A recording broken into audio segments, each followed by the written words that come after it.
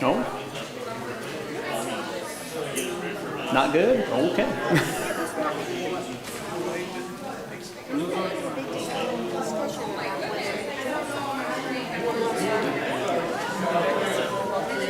Was it like a documentary or a? And it was Sure. Well, you know, the point in the Bible is it doesn't matter that it's his ancestry that necessitated going to Bethlehem, not that he lived there. So.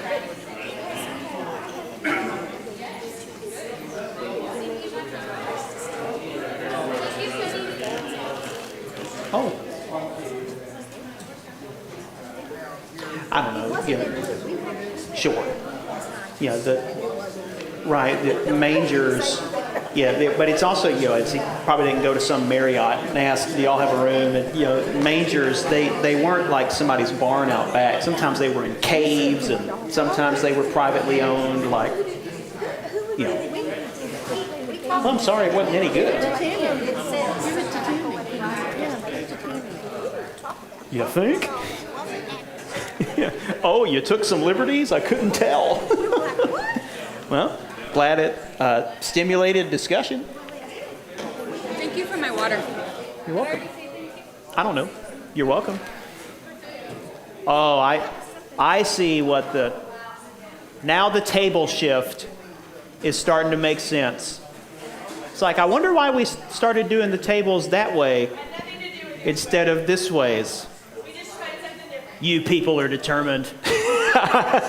You people are determined.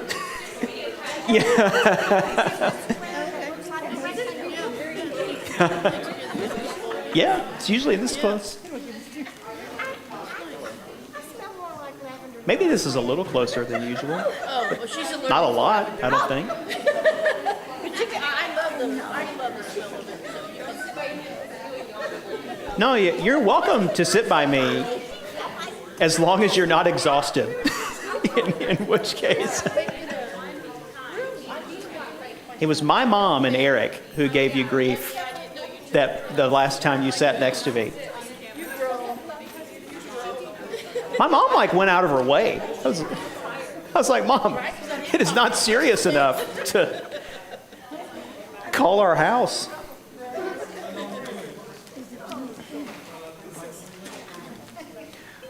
Okay, we're going to get started with a hymn. So you can either look at the screen, or consult with your hymnal. We're going to sing hymn number 575, Leaning on the Everlasting Arms.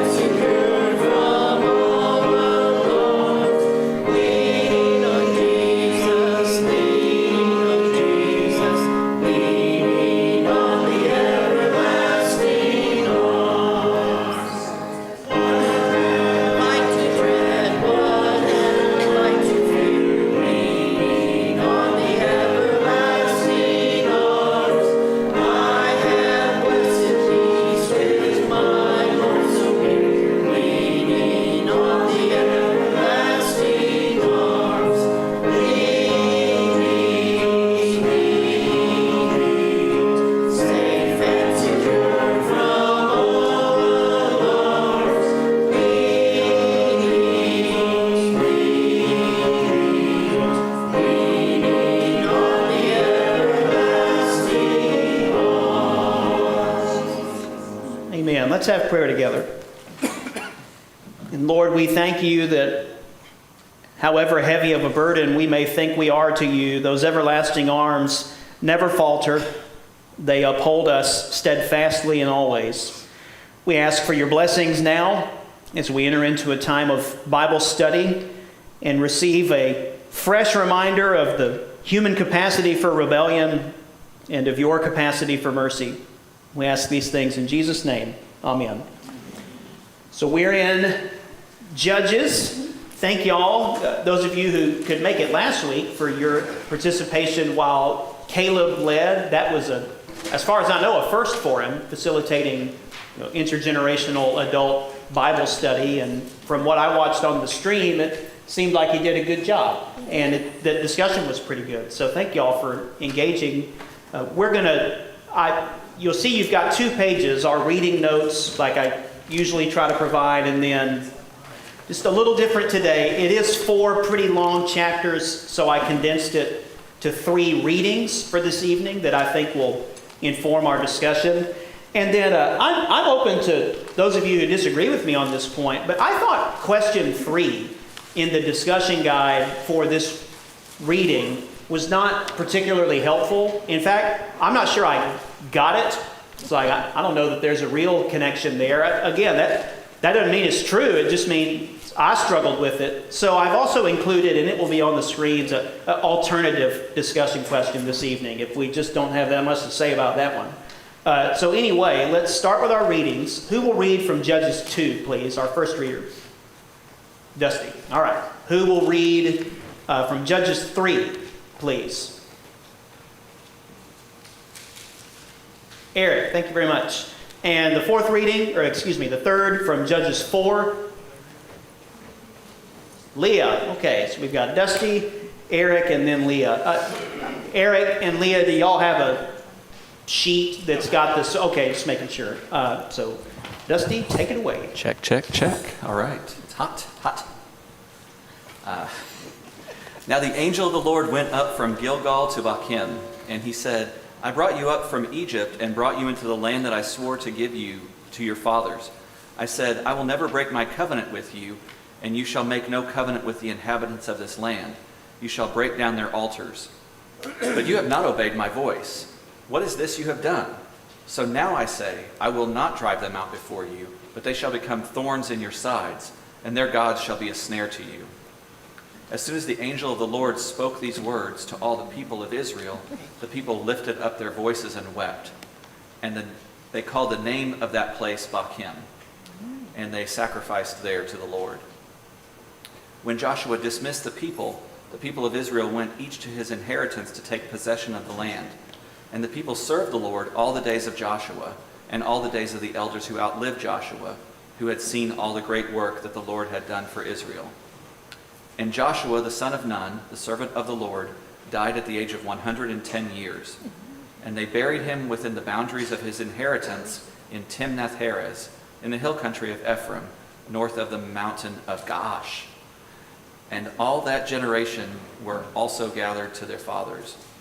And there arose another generation after them who did not know the Lord or the work that he had done for Israel. And the people of Israel did what was evil in the sight of the Lord, and served the Baals.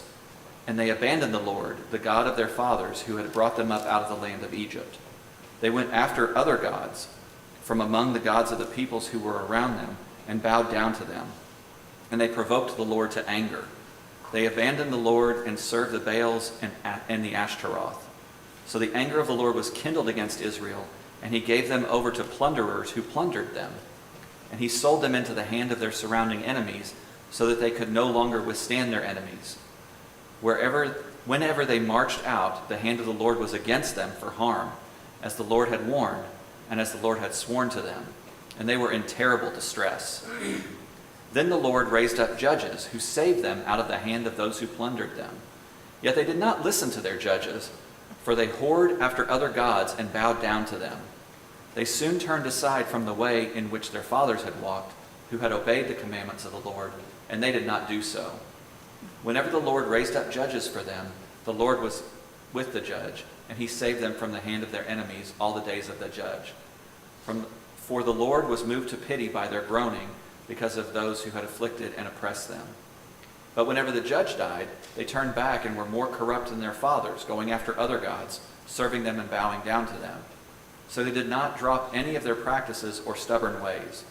So the anger of the Lord was kindled against Israel, and he said, because this people have transgressed my covenant that I commanded their fathers, and have not obeyed my voice, I will no longer drive out before them any of the nations that Joshua left when he died, in order to test Israel by them, whether they will take care to walk in the ways of the Lord as their fathers did or not.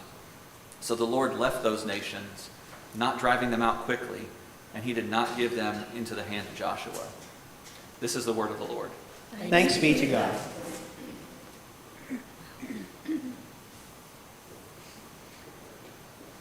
Eric, while you're walking up here, start in verse 7 instead of verse 1. 7 to 20. Yeah, 7 to 20. And the people of Israel did what was evil in the sight of the Lord. They forgot the Lord their God and served the Baals and the Asheroth. Therefore the anger of the Lord was kindled against Israel, and he sold them into the hand of Cushan Rishathaim, king of Mesopotamia. And the people of Israel served Cushan Rishathaim 8 years.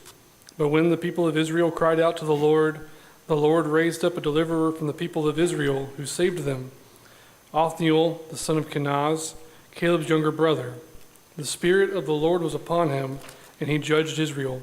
He went out to war, and the Lord gave Cushan Rishathaim, king of Mesopotamia, into his hand. And his hand prevailed over Cushan Rishathaim, so the land had rest 40 years. Then Othniel, the son of Kenaz, died. And the people of Israel again did what was evil in the sight of the Lord. And the Lord strengthened Eglon, the king of Moab, against Israel, because they had done what was evil in the sight of the Lord. He gathered to himself the Ammonites and the Amalekites, and went and defeated Israel. And they took possession of the city of palms. And the people of Israel served Eglon, the king of Moab, 18 years. Then the people of Israel cried out to the Lord, and the Lord raised up for them a deliverer, Ehud, the son of Gera, the Benjaminite, a left-handed man. The people of Israel sent tribute by him to Eglon, the king of Moab, and Ehud made for himself a sword with 2 edges, a cubit in length, and he bound it on his right thigh under his clothes. And he presented the tribute to Eglon, king of Moab. Now Eglon was a very fat man. And when Ehud had finished presenting the tribute, he sent away the people who carried the tribute. But he himself turned back at the idols near Gilgal and said, I have a secret message for you, O king. And he commanded silence, and all his attendants went out from his presence. And Ehud came to him as he was sitting alone in his cool roof chamber. And Ehud said, I have a message from God for you. And he arose from his seat. Would you keep reading through verse 30? No, I totally blew it on that reading. That was supposed to say through 30. Through 30? Okay. Yeah, how's that for a cliffhanger? Yeah, through 30, please, Eric. Sorry about that. No, you're good. I have all the weird names anyway. And Ehud reached with his left hand, took the sword from his right thigh, and thrust it into his belly. And the hilt also went in after the blade, and the fat closed over the blade, for he did not pull the sword out of his belly, and the dung came out. Then Ehud went out into the porch and closed the doors of the roof chamber behind him and locked them. When he had gone, the servants came, and when they saw that the doors of the roof chamber were locked, they thought, surely he is relieving himself in the closet of the cool chamber. And they waited till they were embarrassed. But when he still did not open the doors of the roof chamber, they took the key and opened them, and there lay their lord dead on the floor. Ehud escaped while they delayed, and he passed beyond the idols and escaped to Sirah. Yep. Okay. When he arrived, he sounded the trumpet in the hill country of Ephraim. Then the people of Israel went out with him from the hill country, and he was their leader. And he said to them, follow after me, for the Lord has given your enemies, the Moabites, into your hand. So they went down after him and seized the fords of the Jordan against the Moabites, and did not allow anyone to pass over. And they killed at that time about 10,000 of the Moabites, all strong, able-bodied men. Not a man escaped. So Moab was subdued that day under the hand of Israel, and the land had rest for 80 years. This is the word of the Lord. Thanks be to God. Leah, there is nothing wrong with your assigned reading. Okay, good. That I'll was a just disaster. Read all these hard names. Yeah. Okay, bear with me.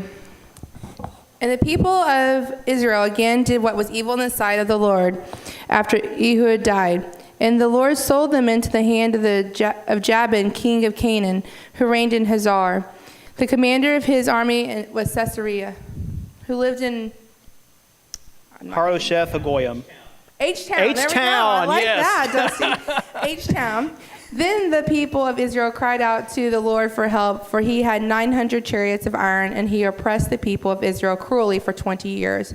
Now Deborah, a prophetess, the wife of Lipidoth, was judging Israel at that time, and she used to sit under the palm of Deborah between Ramah and Bethel in the hill country of Ephraim. And the people of Israel came up to her for judgment. She sent and summoned Barak, the son of Abinoam from Kadesh Naphtali, and said to him, "Has not the Lord, the God of Israel, commanded you, go gather your men at Mount Tabor, and taking 10,000 from the people of Naphtali and the people of Zebulun, and I will draw out Sisera, the general of Jabin's army, to meet you by the river Kishon with his chariots and his troops, and I will give him into your hand?" Barak said to her, "If you will go with me, I will go. But if you will not go with me, I will not go." And she said, "I will surely go with you. Nevertheless, the road on which you are going will not lead to your glory, for the Lord will sell Sisera into the hand of a woman." Then Deborah rose and went with Barak to Kadesh. And Barak called out Zebulun and Naphtali to Kadesh. And 10,000 men went up at his heels, and Deborah went up with him. Now Heber the Kenite had separated from the Canaanites, the descendants of Hobab, the father-in-law of Moses, and had pitched his tent as far away as the oak in Zaananim. There you go, which is near Kadesh. When Sisera was told that Barak, the son of Abinoam, had gone up to Mount Tabor, Sisera called out all his chariots, 900 chariots of iron, and all the men who were, if you didn't know, those chariots are like tanks, just FYI. All the men who were with him from H-Town to the river Kishon. And Deborah said to Barak, Up, for this is the day in which the Lord has given Sisera into your hand. Does not the Lord go out before you?" So Barak went down from Mount Tabor with 10,000 men following him.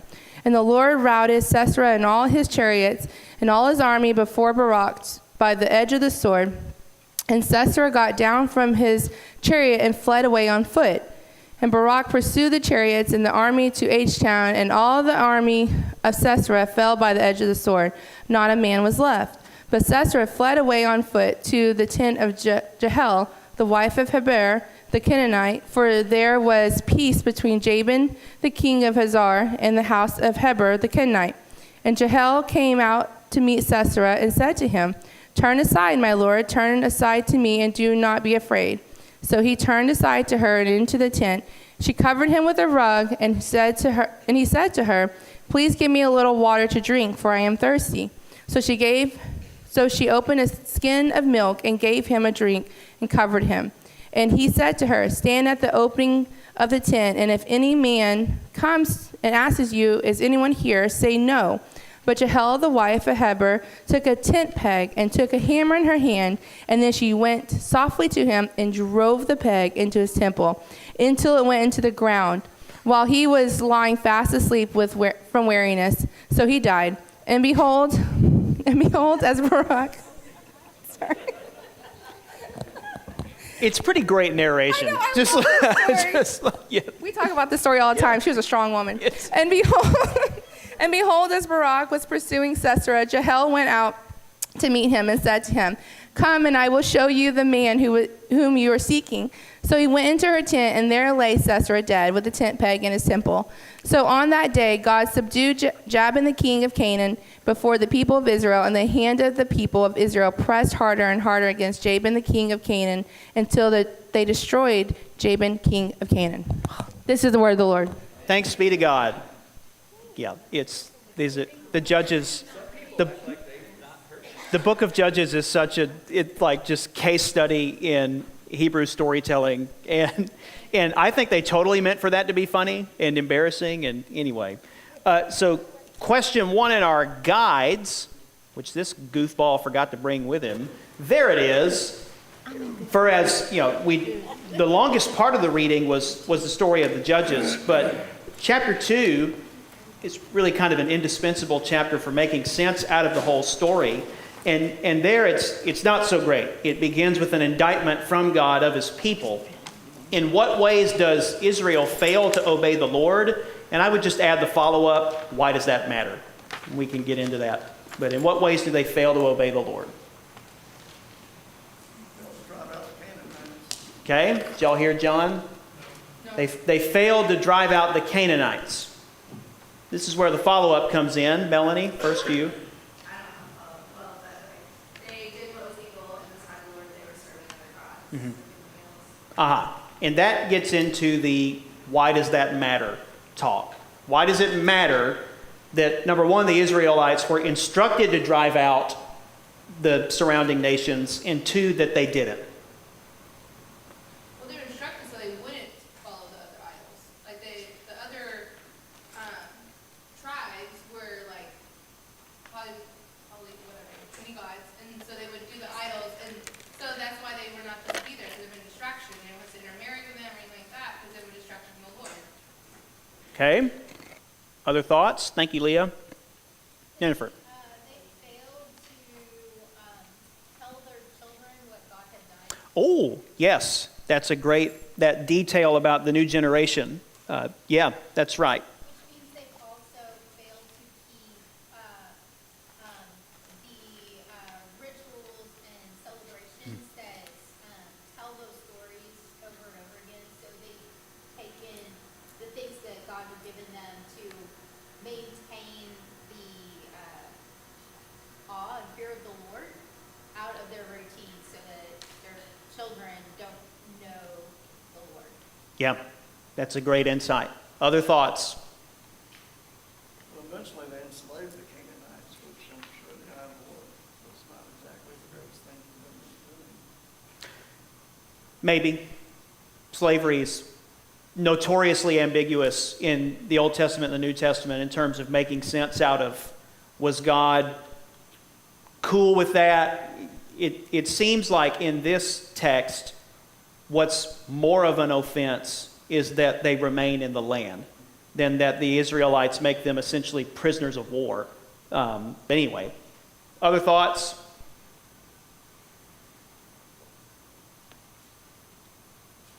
Yeah, I think y'all have covered it. I mean, Deuteronomy 6, to dwell on the generational part, that's worth visiting the text. Deuteronomy as a whole is a sermon that makes a whole lot of sense out of why Israel's instructed to do what they do. But this is Israel's Shema prayer, and it's an outstanding point about the previous generation failing to equip the one after them to be holy in the land. This is beginning in verse 4. Hear, O Israel, the Lord our God, the Lord is one. You shall love the Lord your God with all your heart and with all your soul and with all your might. And these words that I command you today should be on your heart. You shall teach them diligently to your children, and shall talk of them when you sit in your house, and when you walk by the way, and when you lie down, and when you rise. You shall bind them as a sign on your hand, and they shall be as frontlets between your eyes. You shall write them on the doorpost of your house and on your gates. And the narrator doesn't assign that blame, but I think we as readers are meant to be familiar enough with Israel's foundational prayer. I mean, this is their Lord's Prayer.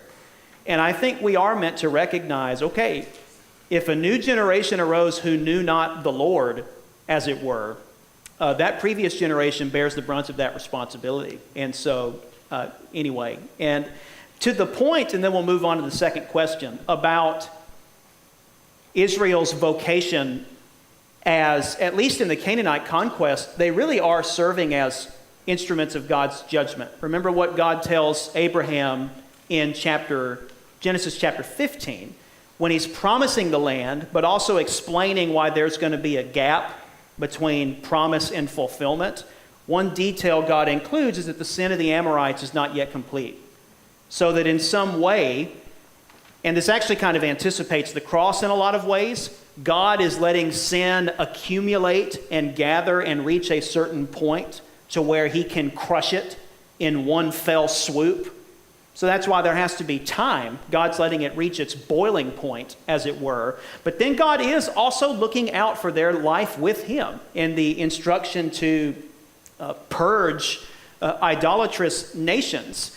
Texts worth reading, just as you're trying to get a sense of the big picture of this part of the Bible. And we just don't have time to do it today because they're very long chapters. Are Leviticus chapter 26 and Deuteronomy chapter 28. Moses, in both settings, speaks in these hard binaries, and he's speaking on God's behalf about if you obey in the land, here's how that's going to go for you. And if you disobey in the land, here's how that's going to go for you. And God spends a long time dwelling on the section of disobedience where if you succumb to idolatry, you are not going to get away with it. And what God ultimately foretells in that promise is Israel's eventual exile. That if you become like the nations that I am judging, I will judge you in kind. I will let you be conquered. I will let you be taken away. I will let you become prisoners of war. You will rue the day that you disobeyed my commands to be a kingdom of priests and a holy nation. And it can be easy as modern readers of the so-called Canaanite conquest narratives, so Joshua and Judges, to just read it through the lens of outrage. Oh my gosh, why would God instruct his people to do something like that to these various nations? In fact, sometimes you even hear people throw the word innocent nations around. We have a little bit of documentation in the Old Testament that they were by no means innocent. They were doing things like child sacrifices and burnings, practices that, by the way, Israel adopted and started doing as their own. They were doing things that were objectively horrifying to God. So they're not just like passive, peaceful bystanders.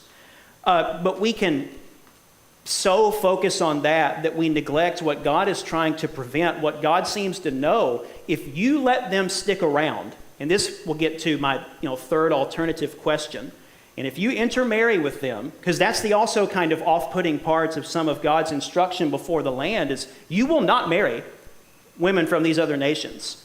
We get kind of indignant. So is it unchristian to marry different ethnicities? Well, if they're believers, no. I mean, that's on the other side of all of this, I see nothing wrong with that, but God's not working it from an ethnic angle. He's working it from a religious practice angle. And it's like, they're going to win. If you marry out and start putting yourselves in positions of vulnerability with these idolatrous nations and their practices, God seems to understand it's going to be you, my people, that cave, and he's exactly right. He's exactly right. It comes as no surprise that God was right. So anyway, those are helpful things, I think, to clarify when reading.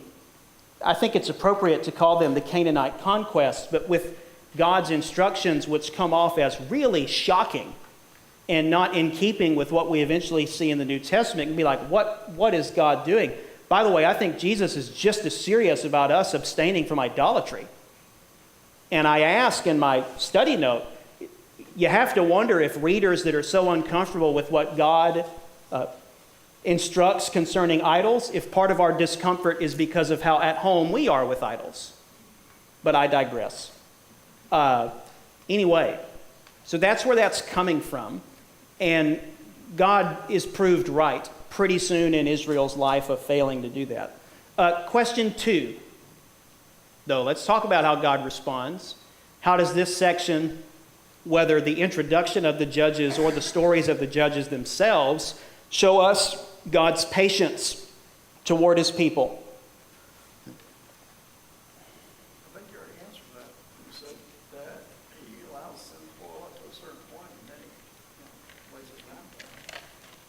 Okay. Other thoughts? Marcy.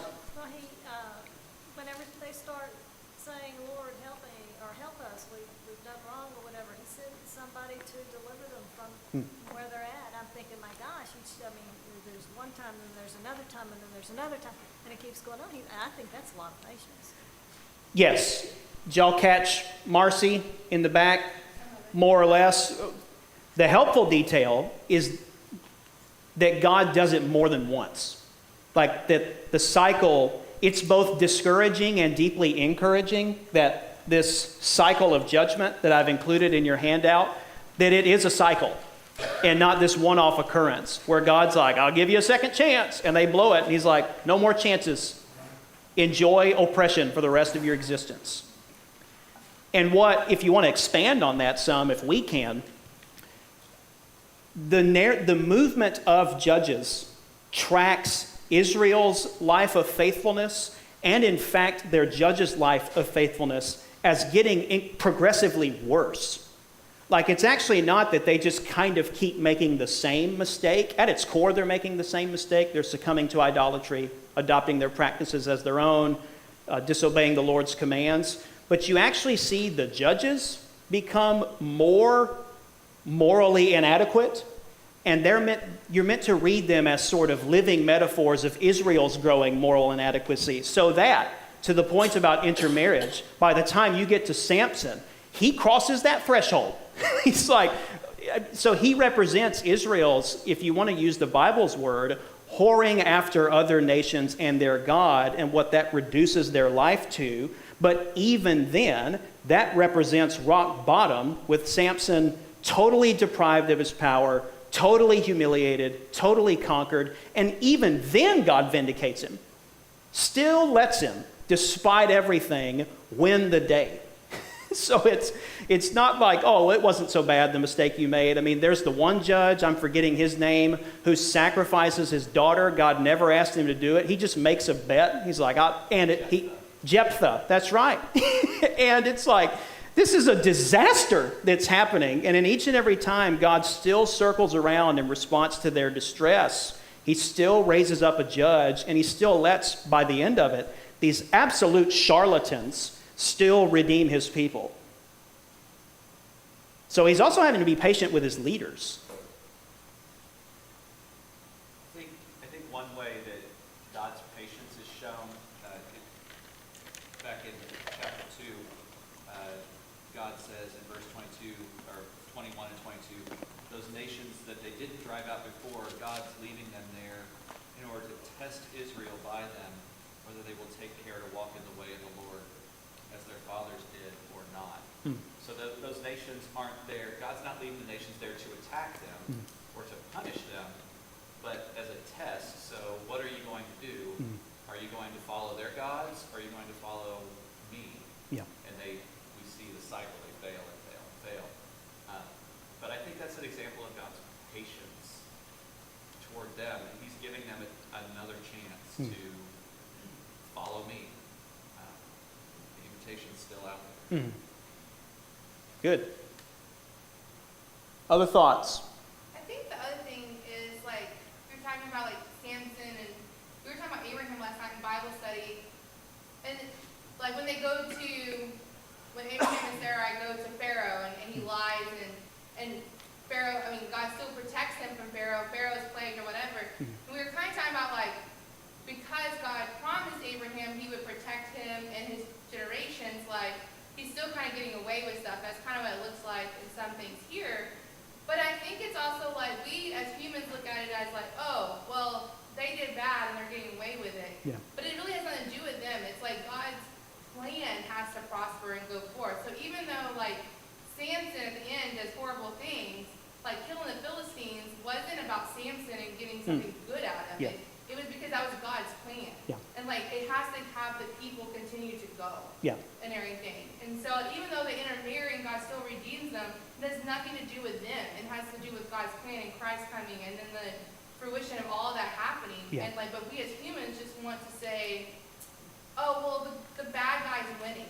Or like the person who makes bad choices gets like a prize or whatever it is. But that's not really what it is. It's God's story still has to come to fruition what he wants it to be. Yeah, it's really good. That's been a refrain basically at every section of the Old Testament to this point, is the faithfulness of God kind of overcoming the unfaithfulness of humanity. So that God's, part of his willingness to be patient with us is how deeply committed he is to his promises, which is ultimately his commitment to our redemption. And he will fight tooth and nail to preserve that, even if it means working through some numbskulls to get there. And he's working through some numbskulls to get there. At least the ones whose skulls don't get driven through with tent pegs. And they were very young. And he died, or so he died. That's it. It's such. Yeah. Although that's very typical of. I'm reminded when I read that of Paul writing in 1 Corinthians about God chose what is weak to shame the strong. I think the storytellers are trying to convey that very point, that here's this general, how'd he go out in battle? Fast asleep by some guy's wife with a tent peg. That's how he went out. So anyway, what a story. That one doesn't quite make the children's Bibles.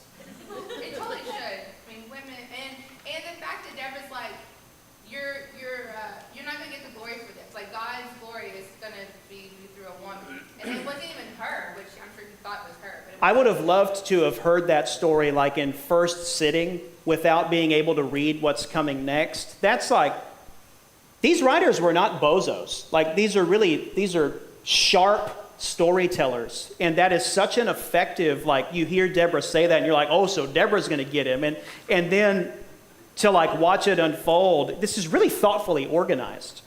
By the way, just as a note, they call Deborah a prophetess. The Hebrew, I don't think this is inconsequential. It's Isha Nebayah, which just means woman prophet. Isha, the woman. Yeah, that's the Hebrew word for woman. So that distinction actually kind of matters in my view. It's like in the New Testament when Phoebe in Romans 16 is just called a deacon, but some translations, they just can't help themselves and they're like deacon-s. Or some translations really can't help themselves and they're like servant. And I'm like, nope, that means deacon.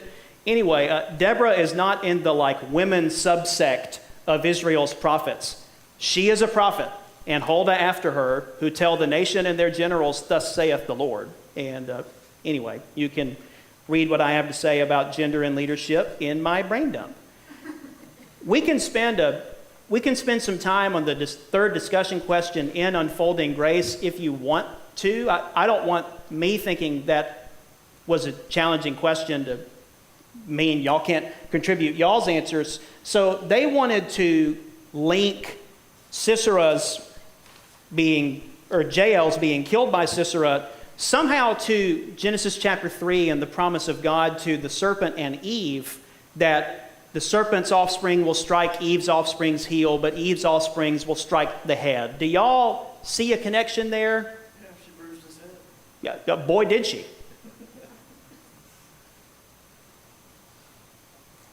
Okay, if somebody had something they wanted to say, I didn't want me to be the reason we didn't.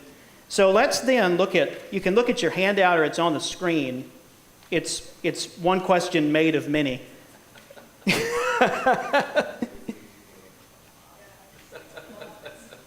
I'll just ask this, and you can read my follow-ups.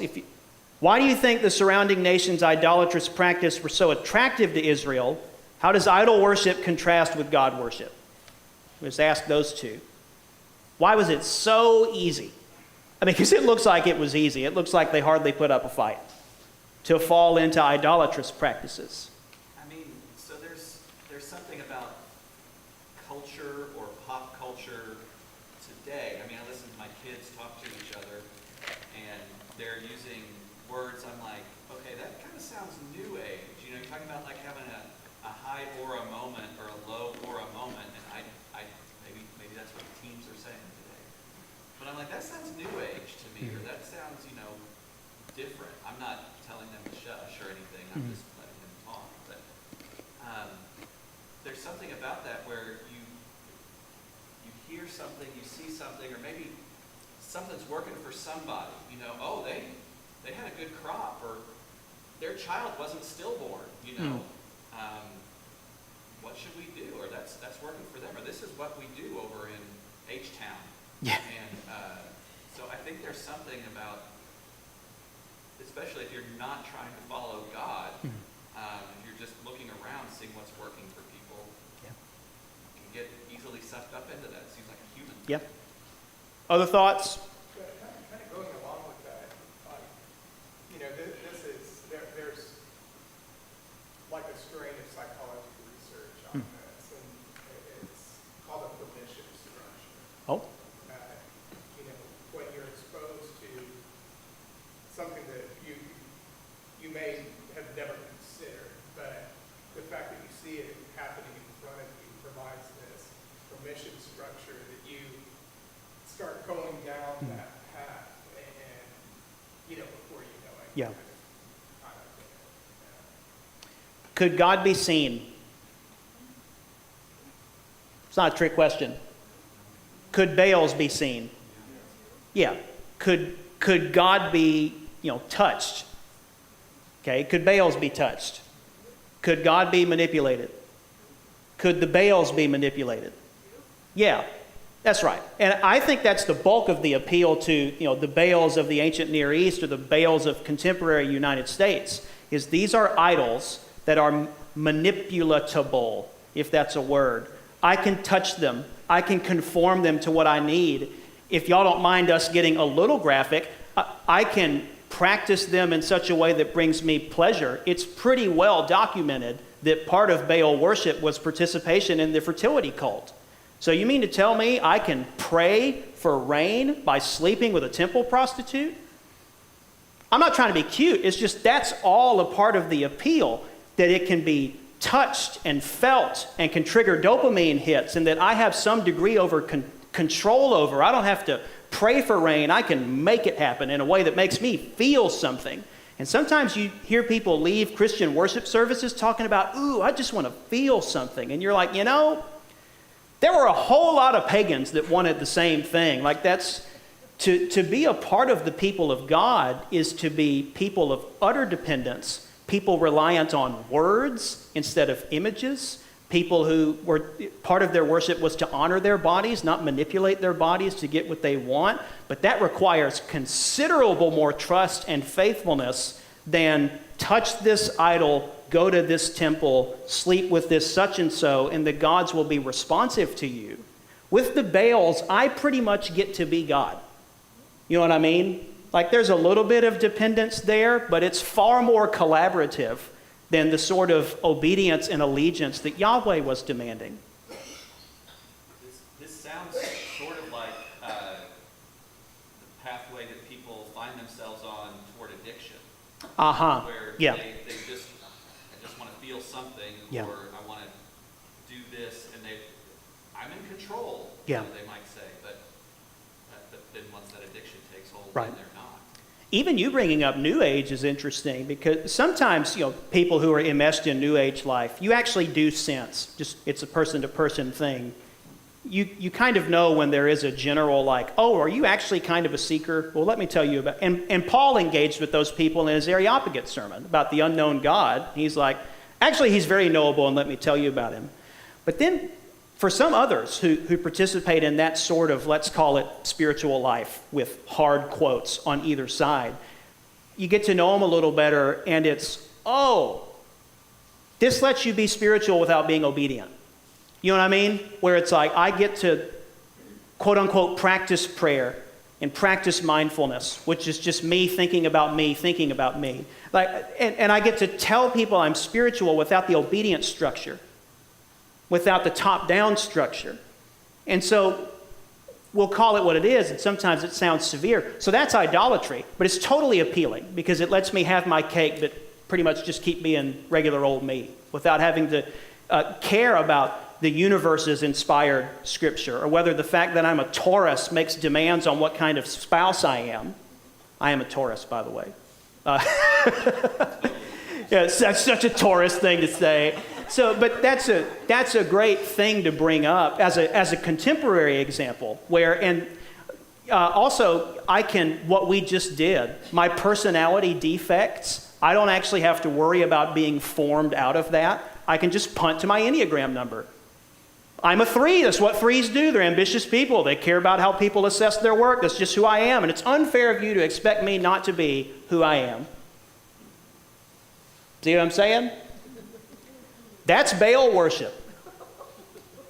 We are not like historically removed from our propensity to be attracted to the idols around us at the expense of forsaking the mystery of God above us.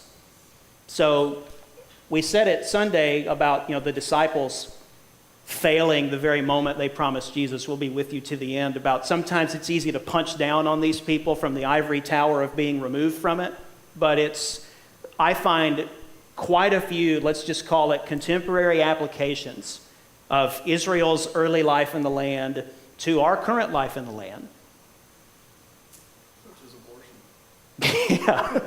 And on that note, it's 5 after 7, and our choir is rehearsing. So anyway, who will close in prayer for us?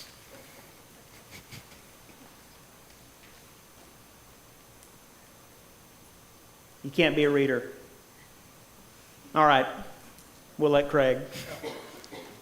God, I thank you for the great examples of life lessons and that you laid out before us, and just the timelessness of it all. We can relate to just the fickleness of your chosen people, and I pray that we would not, merely see ourselves in them, but Lord, we would learn from their shortcomings, and that by your Spirit we would be able to live more faithful lives. Thank you that you are a deliverer in our time of need. And I pray for each one among us who needs your special deliverance now, so that you would be present in their lives. In Jesus' name. Amen. Thank you all for this. I think we're on the tail end of Judges next week. So we'll spend a little more time in Judges and then keep trucking along.